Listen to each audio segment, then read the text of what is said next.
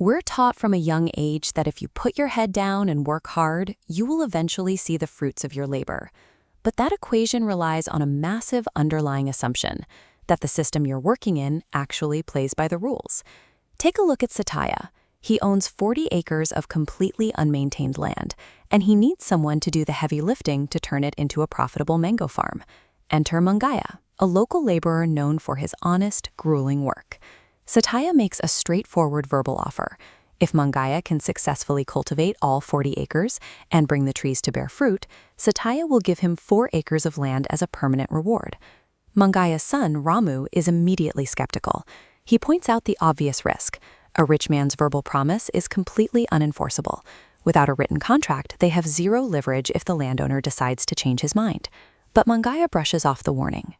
He trusts the established village hierarchy and believes that Satya's reputation, combined with the undeniable physical value of his upcoming labor, will be enough to guarantee his payment. At this stage, Mangaya has committed years of his life based entirely on a handshake. He is operating on the belief that hard work is its own security, while the 40 acres he is about to transform remain under Satya's sole legal control. Fast forward 4 years, and the physical reality of Mangaya's effort is undeniable. He lived in a tiny hut on the property, watering and tending to the soil, turning a dusty, empty expanse into a massive orchard heavy with ripe fruit. When Satya returns to inspect the property, he doesn't feel gratitude. Seeing 40 acres of highly profitable, ready-to-sell mangoes immediately triggers a change in his plans. He suddenly has no interest in parting with any portion of his newly cultivated estate, so he leans on a technicality. The verbal agreement stated he would give Mangaya 4 acres of land, but Satya points out that he never explicitly promised 4 acres of the mango farm. Satya leads Mangaya to a completely separate, entirely barren plot of dry dirt. He formally hands this useless patch over, satisfying the exact phrasing of his word while keeping the entirety of the worker's equity for himself. Without structural leverage or a legally binding document, the physical value generated by sweat and time is instantly captured by the entity who controls the rules of the game. Ramu sees his father ruined and realizes that appealing to a greedy man's sense of ethics is a waste of time. Instead, he decides to weaponize Satya's own psychological flaws against him. Ramu acquires a priest's costume, disguising himself as a mystical Guruji. Meanwhile, he enlists 2 friends to stand near Satya's house and loudly whisper rumors about this Guruji's ability to locate buried gold. This specific type of bait is calibrated for Satya's profile. A man who steals labor to get ahead is naturally drawn to the idea of securing massive wealth without having to put in the actual time or effort to build it. Satya eagerly tracks down the Guruji and begs for his secret knowledge. Ramu plays his part, eventually leading the landowner out into the fields and pointing straight at the barren dirt plot Satya just handed to Mangaya, claiming a vast treasure lies beneath it. This chart compares physical labor and speculative gain. We see a slow, steady line of tangible growth and a sudden, steep climb of a promised shortcut. Focusing entirely on that sudden climb creates a massive blind spot between expectation and reality. By dangling a seemingly perfect shortcut, Ramu totally disconnects Satya from objective reality.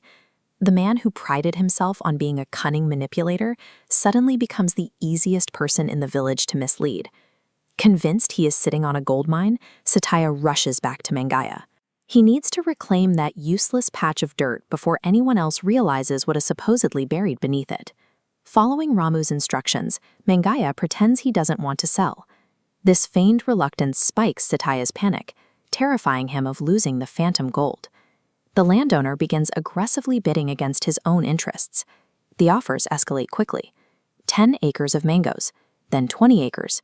Finally, in a frantic attempt to secure the dirt plot, Satya offers his entire 40-acre cultivated fruit farm in exchange for the small, barren patch. This time, Ramu makes sure they don't rely on a handshake. Mangaya agrees to the trade only after Satya has signed a legally binding contract, transferring the 40-acre orchard over to him immediately. Satya is so focused on the potential gold that he doesn't hesitate. He trades 40 acres of thriving, physical assets for a single patch of dust, using a legal document to finalize his own exit from the farm. The moment the paperwork clears, Satya rushes to his newly acquired plot and starts digging. He slams his shovel into the earth for days on end, kicking up clouds of useless dust, only to slowly realize there is absolutely no gold beneath the surface. While Satya exhausts himself in an empty hole, Mungaya and his family take their place on a thriving agricultural ecosystem that will sustain them for years to come. Mungaya's initial 4 years of sweat generated something real. His work produced a physical asset that could be harvested and sold, regardless of the verbal games Satya tried to play. Satya, on the other hand, traded away an incredibly valuable asset for a psychological phantom. He let his desire for a shortcut convince him that an imaginary hoard was worth more than the tangible value right in front of him.